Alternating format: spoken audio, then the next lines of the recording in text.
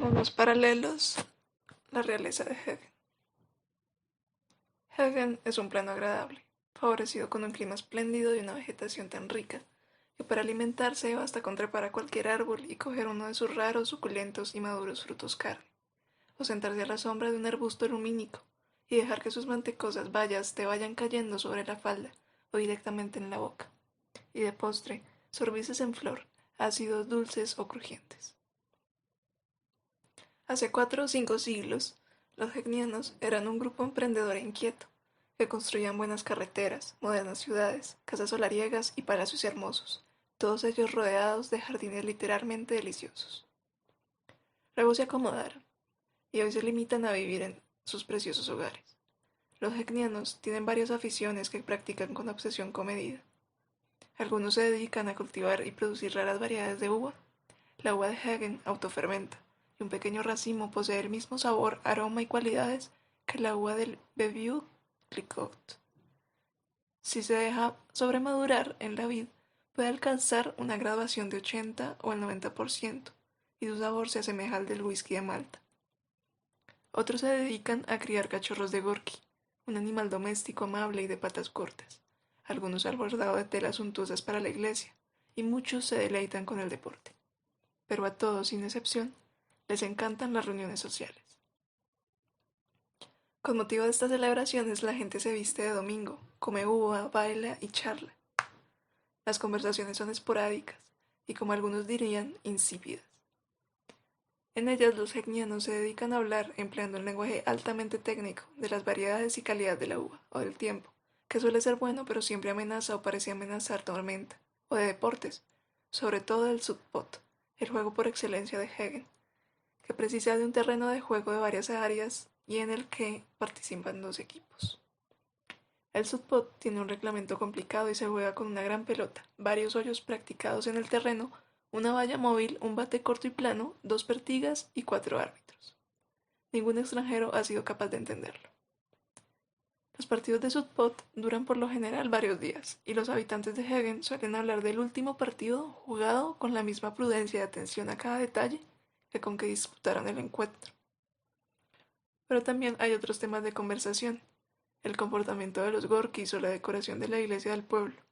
Nunca se habla ni de religión ni de política, probablemente porque ninguna de ellas existe tras haber quedado reducida a una sucesión de actos y observaciones puramente formales, mientras su lugar ha sido ocupado por un elemento central, idea y fundamento últimos de la sociedad de Hagen, más conocidos como el grado de consanguinidad.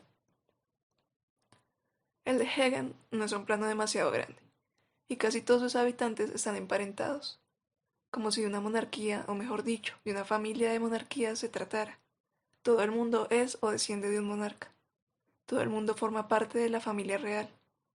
En otros tiempos, este carácter universal de la aristocracia fue motivo de importantes conflictos y disensiones.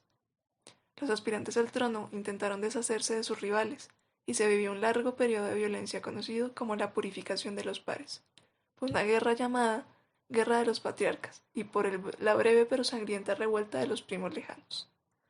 Estas disputas tocaron a su fin cuando todas y cada una de las genealogías de cada linaje y cada individuo fueron consignadas por escrito en el Libro de la Sangre, la obra magna escrita durante el reinado de Edward XII de Spark.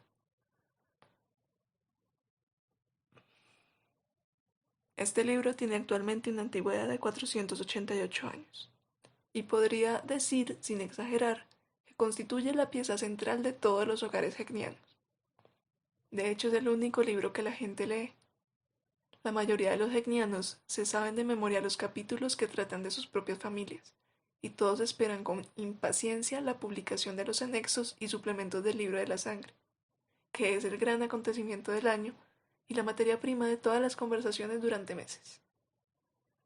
En ella la gente se dedica a comentar la desafortunada extinción de la casa Levigia, tras la muerte del anciano príncipe Levig-Big, y la apasionante posibilidad de que la casa de los Squats se vea agraciada con un heredero como consecuencia del tan conveniente matrimonio entre Endol IV y la duquesa de Magdeburg, o el inesperado acceso a la corona del Fob oriental del vizconde de Lang, a raíz de las intempestivas muertes de su tío abuelo, su tío y su primo acaecidas ese mismo año, o la relegitimización, por decreto de la Junta de Editores Reales, del bisnieto del bastardo de Eggmorg.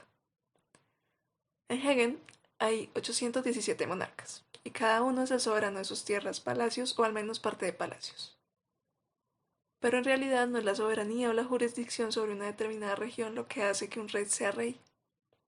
Lo que de veras importa es poseer una corona y lucirla en ocasiones especiales, como en la coronación de otro rey, o bien que el propio linaje aparezca referenciado de manera incuestionable en el libro de la sangre, y avanzar posiciones en el primer partido de la temporada de Sukkot, o estar presente en la ceremonia anual de la bendición del pescado, y saber que la esposa de uno es la reina, el hijo primogénito el príncipe y sucesor al trono, el hermano del príncipe real, la hermana de la princesa real, y que todos sus parientes y sus respectivos hijos son de sangre real.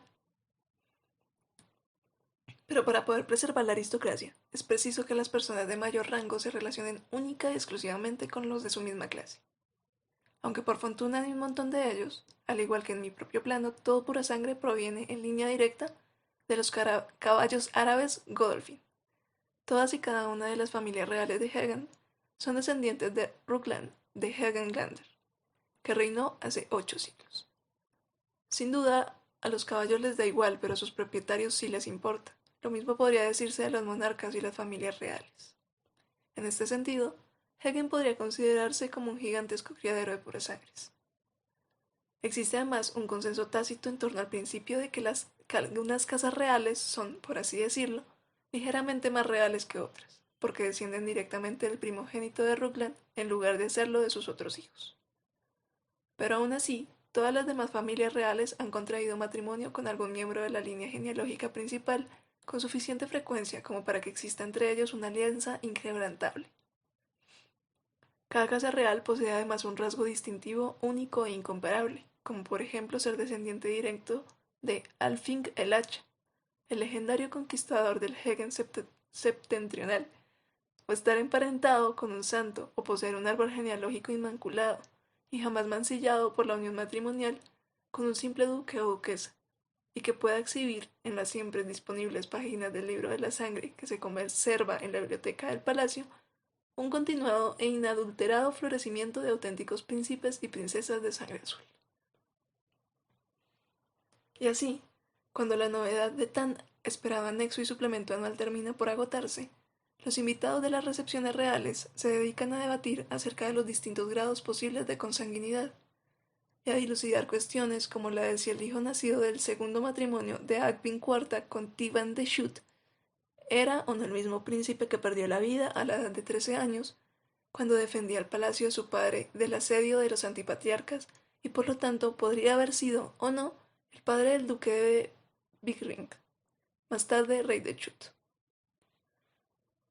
Pero sin duda, este tipo de cuestiones no interesan a todo el mundo, y el sosegado fanatismo con que son debatidas por los hegnianos suele aburrir e incluso disgustar a muchos de los que visitan su plano. Del mismo modo, el hecho de que los hegnianos no parezcan manifestar ningún tipo de interés por nadie que no pertenezca a su propio linaje puede llegar a ofender o incluso enfurecer a algunos. Que los extranjeros existen es todo lo que los hegnianos saben de ellos, y todo lo que están dispuestos a saber. Sin duda, son demasiado educados para decir que es una lástima que existan, pero si en algún momento tuvieran que planteárselo, seguramente opinarían justamente eso. Lo cierto es que los hegnianos no tienen ninguna necesidad de pensar en los extranjeros, pues hay alguien que se encarga de hacerlo por ellos. El Hotel Interplanar de Hegen se llama Hemgong, un hermoso reino situado en la costa occidental. La agencia Interplanar es la encargada de gestionar el hotel y contratar a los guías locales. Estos, que en su mayoría son duques y condes, llevan a los visitantes a ver la alternancia del reloj en los muros, una ceremonia ejecutada por príncipes de sangre real, ataviados con majestuosas indumentarias, que se celebra cada día a las 12 del mediodía y a las 6 de la tarde. La agencia también ofrece visitas turísticas a otros 2 reinos vecinos, durante las cuales el autocar se desliza suavemente por las antiguas e indestructibles carreteras, entre soleados vergeles y frondosos e impenetrables bosques. A continuación, los turistas bajan del autocar para admirar las ruinas o se dedican a deambular por las salas palaciegas abiertas a los visitantes. Los habitantes de palacio que se muestran distantes pero invariablemente atentos y corteses. como corresponde a la realeza. En ocasiones, la reina abandona sus aposentos para saludar sonriente a los turistas sin siquiera mirarlos, y da órdenes a la pequeña y deliciosa infanta para que les invite a coger y comerse lo que les apetezca del vergel comedor. Tras lo cual, ambas se retiran al ala privada del palacio, y los turistas comen y se vuelven a marchar en el autocar. Y ahí se acaba la historia.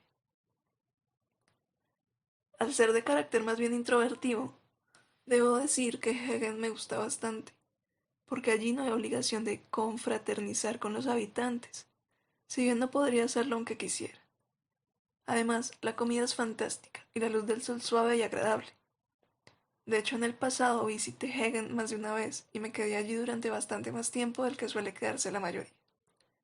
Y así fue como supe de la existencia de los plebeyos hegnianos.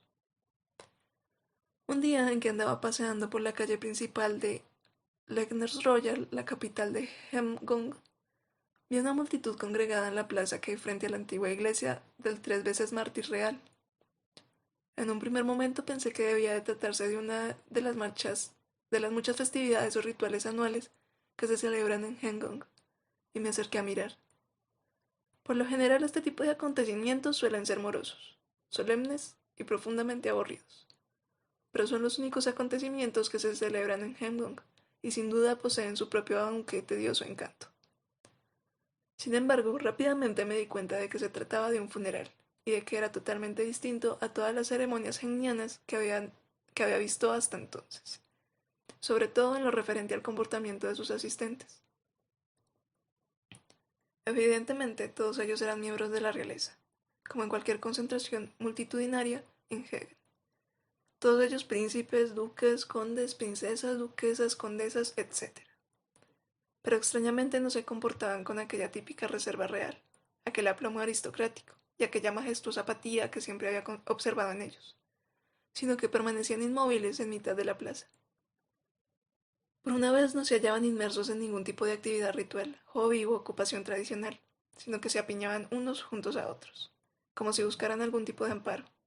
Se los veía profundamente compungidos, abatidos y desamparados, y pronto empezaron a dar muestras de cierta agitación.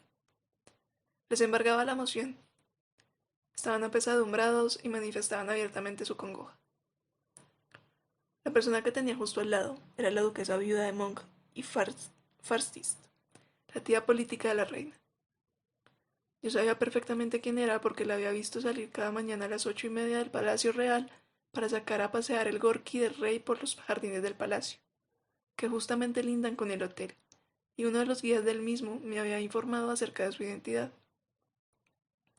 Me había dedicado a observarla desde la ventana del comedor del hotel mientras su gorki, un elegante espécimen macho generosamente dotado, se aliviaba bajo el seto de quesadillas, mientras la duquesa viuda permanecía inmóvil con la vista perdida a lo lejos, con ese gesto abstraído reservado únicamente a los verdaderos aristócratas. Sin embargo, allí en la plaza, esos mismos ojos claros se hallaban abnegados en lágrimas y el delicado y compungido rostro de la duquesa parecía luchar por controlar sus sentimientos. Mi señora, dije, con la esperanza de que el traumático encontrara el tratamiento correcto para dirigirse a una duquesa en caso de que yo no lo hubiera hecho. Disculpe, pero vengo de otro país. ¿Podría decirme de quién es el funeral? La duquesa me miró con ojos ausentes, vagamente sorprendida, pero demasiado absorta en su congoja para sentirse desconcertada por mi ignorancia o mi desfachatez. Sí, contestó, y por un instante la sola mención de ese nombre hizo que estallaran audibles sollozos. Entonces volvió el rostro, intentando ocultarlo tras su enorme pañuelo de encaje, y ya no me atreví a preguntarle nada más. La multitud iba aumentando a un ritmo rápido y constante. Cuando el féretro salió por la puerta de la iglesia en la plaza, debía de haber más de 1000 personas, la mayoría de ellas habitantes de Legners, todos ellos miembros de la familia real.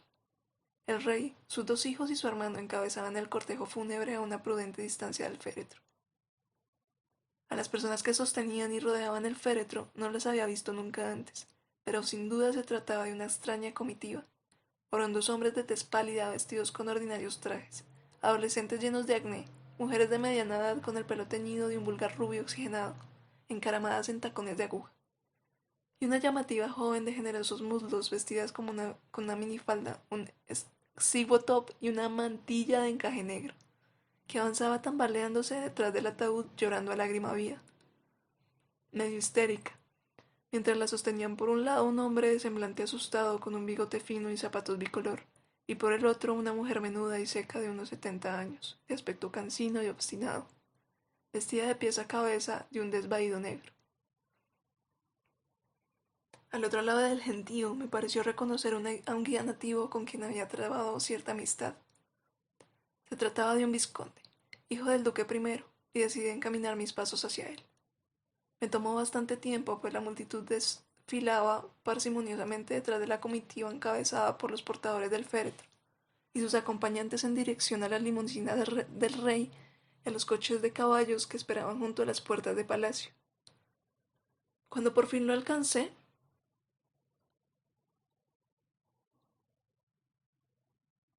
atiné a preguntarle: ¿pero de quién se trata? ¿Quién es toda esta gente? Sí, sí, me respondió el vizconde reprimiendo un gemido, contagiado sin duda por la aflicción reinante. Sí, sí, falleció anoche. Y asumiendo de nuevo su papel de guía e intérprete al tiempo que intentaba recobrar sus corteses modales aristocráticos, me miró, tratando de contener las lágrimas, y añadió: son nuestros plebeyos. Y sí es. Era su hija, su única hija. A pesar de sus grandes esfuerzos, las lágrimas le anegaban los ojos. Era una muchacha tan encantadora, tan solícita con su madre. Tenía una sonrisa tan dulce. No había nadie como ella, nadie. Era única, y estaba tan llena de amor. Ah, nuestra pobre y dulce Sisi. Y tras decir esto se le quebró la voz y rompió a llorar. Justo en ese momento, el rey y sus dos hijos pasaron prácticamente a nuestro lado y pude ver que los chiquillos estaban llorando y que el semblante pétreo del rey reflejaba un esfuerzo sobrehumano por guardar la compostura. El hermano del rey, medio retrasado, parecía obnubilado y caminaba junto a este como un autómata, firmemente agarrado a su brazo. La multitud se arremolinaba tras el séquito fúnebre. La gente intentaba abrirse paso para acercarse al ataúd y tocar las faldas del paño mortuorio de seda blanca que lo envolvían. Sí, sí, sí, sí, se lamentaban las voces. Oh, mamá, la queríamos tanto, gemían. Papá, papá, ¿qué vamos a hacer sin ella? Se ha ido con los ángeles, clamaban. No llores, madre. Te queremos, siempre te querremos. Oh, sí, sí, sí, sí, nuestra adorada niña. Lentamente, entorpecidos y casi impedidos por las apasionadas proclamas de la numerosa familia real que lo rodeaba, el féretro y sus porteadores consiguieron alcanzar los coches y los carruajes. Cuando por fin introdujeron el féretro en la parte posterior de la carroza fúnebre, un gemido trémulo y casi inhumano invadió el aire. Las aristócratas proferían alaridos agudos y punzantes, y los aristócratas se desvanecían. La chica de la minifalda fue presa de lo que parecía una crisis epiléptica, y empezó a arrojar espuma por la boca, pero al poco pareció reponerse, y uno de los orondos y pálidos plebeyos la introdujo en una limusina. Los motores de los coches empezaron a rugir, los cocheros asusaron a sus hermosos corceles blancos, y el cortejo fúnebre se puso en marcha a paso lento seguido de una avalancha de personas. Regresé al hotel. Esa misma noche supe que la mayoría de habitantes del Legners Royal había seguido el cortejo durante los 10 kilómetros que había hasta el cementerio y que todos se habían quedado para presenciar la ceremonia fúnebre y el entierro. Desde el atardecer y hasta bien entrada la noche fueron sucediéndose los ríos de gente que regresaban al palacio y a los aposentos reales con el cuerpo agotado, los pies doloridos y la huella del llanto en el rostro. En los días siguientes tuve la ocasión de hablar varias veces con el joven vizconde, quien me explicó el fenómeno que había presenciado.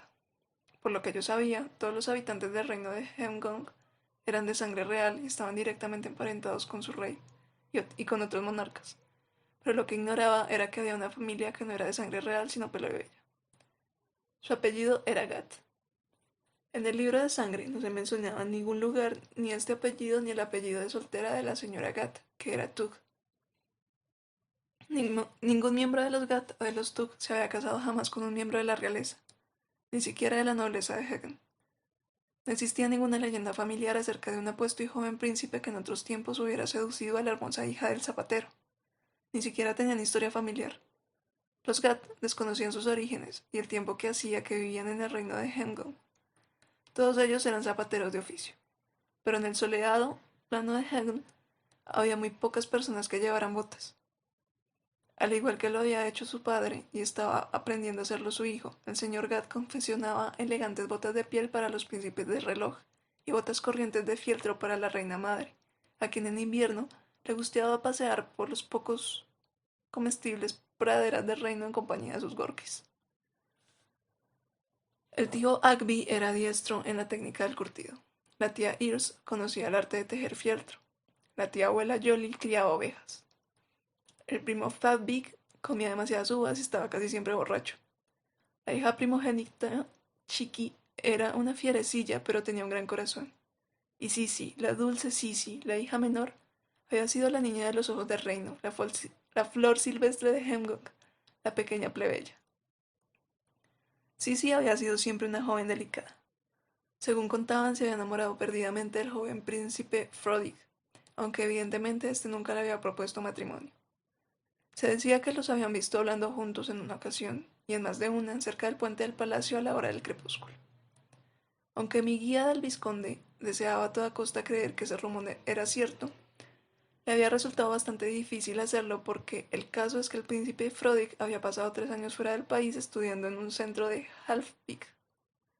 Sea como fuere, sí tenía los pulmones delicados. Los plebeyos suelen tenerlos, me comentó el vizconde. Es hereditario, les viene por el lado materno. Y sí había ido consumiéndose poco a poco, cada vez más pálida y desmejorada, sin que jamás se le oyera quejarse con su inalterable sonrisa, pero tan delgada y decaída que empezó a apagarse irremisiblemente hasta terminar sepultada bajo la fría y gélida tierra. Pobre dulce Sisi, la flor silvestre de Hemgog. Y todo el reino la lloró. La lloraron de una manera desenfrenada, desmesurada, inconsolable, regia. El rey la lloró encima de su sepultura abierta, y justo antes de que arrojaran la primera pala de tierra, la reina depositó encima de su féretro el broche de diamantes que había heredado, y que había ido pasando de madres a hijas durante 17 generaciones desde Ervinraza del Norte, una joya que nunca había sido tocada por mano alguna que no llevara la sangre de los Ervinas. Y ahora el broche yacía ahí, en la sepultura de la pequeña plebeya. No brilla tanto como sus ojos, dijo la reina. Poco después de presenciar este funeral tuve que ausentarme de Heden, y durante 3 o 4 años anduve ocupada en otros viajes. Cuando regresé al reino de Hengong, aquella orgía de congoja hacía tiempo que se había terminado. Busqué a mi vizconde, el cual, tras haber heredado el título de duque primero y un alojamiento en la nueva ala del Palacio Real con derecho a usufructo de uno de los viñedos reales que le suministraban las uvas para sus recepciones, había abandonado definitivamente su labor como guía. El vizconde era un joven agradable, con una ligera vena excéntrica y una buena disposición hacia los extranjeros, que lo había llevado a ejercer como guía. Tenía también una especie de infinita cortesía de la que yo sin duda supe aprovecharme. Era totalmente incapaz de rechazar una demanda directa, y como yo se lo había pedido, me invitó a asistir a varias recepciones reales durante el mes que duró mi estancia en Hengong. Fue entonces cuando descubrí el otro tema de conversación en Hegen, un tema que eclipsaba por completo los deportes, los gorkis, el tiempo e incluso la consanguinidad, los tuk y los gag. Que en aquella época eran unos 19 o 20, despertaban entre la realeza de los Hengong una inagotable y profunda curiosidad. Los niños tenían álbumes de recortes sobre ellos. La madre del vizconde guardaba como un tesoro una taza y un plato que exhibían los retratos de mamá y papá Gat el día de su boda, enmarcados en dorados pergaminos. Las revistas de factura claramente casera con fotografías y reportajes sobre las actividades de la familia plebeya, confeccionados por la propia realeza de Hengong, eran muy populares, no solo en el reino de Hengong, sino también en los reinos vecinos de Dor y Big Marts, que no tenían una gran familia de plebeyos propia. Otboy, el reino vecino de mayores dimensiones, que se extendía al sur de Hengong, contaba con 3 familias de plebeyos y un holgazán auténtico conocido como el viejo vagabundo de Otboy. Pero incluso allí, los chismorreos acerca de los Gat sobre las dimensiones de las exiguas faldas de Chiqui, el tiempo que mamá Tuk dedicaba a la colada de su ropa interior, si el tío Agvik tenía un tumor o únicamente un furúnculo, o si el tío y la tía Bod se iban una semana a la costa de verano, o una excursión a los montes Bigmars en otoño, todo era objeto de debates, casi tan apasionados en Otboy como en los vecinos reinos sin plebeyos o en el mismo Hengong. y en las paredes de miles de habitaciones de una docena de palacios se exhibía un retrato de Sisi, tocada con una corona de flores silvestres que, según se decía, le habían hecho el mismo príncipe Frofik, aunque Chiki insistía en reivindicar su autoría. Conocí unos cuantos miembros de la realeza que no compartían esta veneración generalizada por Sisi, como el viejo príncipe Fofort, que se encariñó conmigo a pesar de ser extranjera. Primo directo del rey y tío del duque, se jactaba de su falta de convencionalismo y de sus ideas radicales. Me llaman el rebelde de la familia, mascullaba con una voz áspera y una mirada centellante que refulgía entre sus arrugas. Este aristócrata, que se dedicaba a la cría de Flenis y no a la de Gorkis, mostraba un absoluto desdén hacia los plebeyos, sí, incluido. Era débil, gruñía. No tenía el más mínimo aguante ni ninguna clase. Deambular descaradamente bajo los muros con la esperanza de que la viera el príncipe. Al final acabó pillando un resfriado que se la llevó a la tumba. Y es que son todos una pandilla de enfermizos, una pandilla de mendigos enfermizos e ignorantes hacinados en casas cochambrosas. Llamar la atención, eso es lo único que saben hacer. Toda esa mugre, chillidos, platos por la cabeza, ojos morados, lenguaje grosero. Todo es un montaje, patrañas, todo patrañas. Hace una generación o dos, en ese árbol caído, hubo un par de duques. Lo sé de buena tinta. Y en efecto, a medida que fui prestando atención a los chismorreos, los reportajes, las fotografías, y a los mismos plebeyos que constantemente se dejaban ver por las calles de Legnes Royal, fui viendo que se comportaban como personas de clase baja de una manera exageradamente descarada. El término adecuado para describirlos sería profesionales.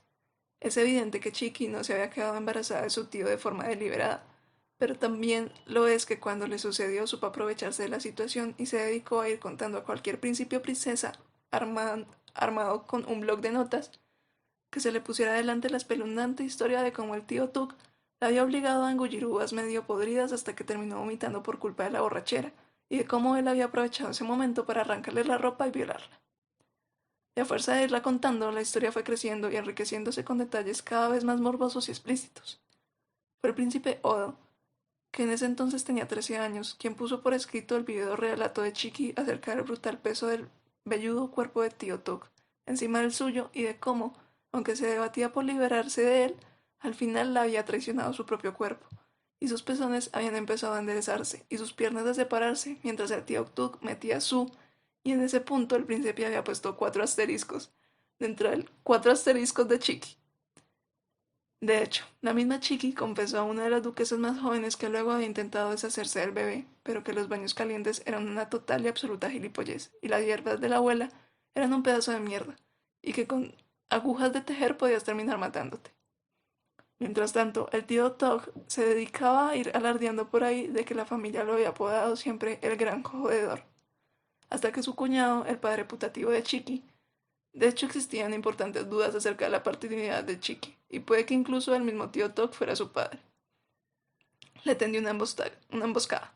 La atacó por detrás con una tubería de plomo y lo golpeó hasta dejarlo sin sentido. El reino entero se estremeció de placer cuando el tío Tok fue hallado en la puerta principal del cobertizo del excusado en medio de un charco de sangre y orina. Ni los Gag ni los Tok disponían de agua corriente ni electricidad. La anterior reina, en un desafortunado gesto de misericordia o de noblesse oblige, había mandado instalar la electricidad en la casa principal de la vieja maraña de insalubres chozas y cobertizos conocida como los plebeyos, donde una pandilla de granujas mocosos jugaban dentro de los chasis de viejas chatarras, y enormes y feroces perros forcejeaban por sus cadenas en mitad de un frenético e inagotable coro de ladridos, intentando atacar a sarnosas ovejas de la tía abuela Yoli, que merodeaban entre las pestilentes cubas de la curtiduría del tío Agby. El primer día, los golfiños rompieron todas las bombillas con sus tirachinas. Por su parte, la abuela Gat se negó a utilizar el horno eléctrico y prefirió seguir sirviéndose de su lúgubre horno de leña para asar los frutos del árbol de pan. En cuanto los gatos y ratones del lugar se dedicaron a roer al instante los cables y acabaron provocando un cortocircuito. De modo que la consecuencia principal de la electrificación de los plebeyos no fue otra que un persistente y penetrante hedor a rata frita.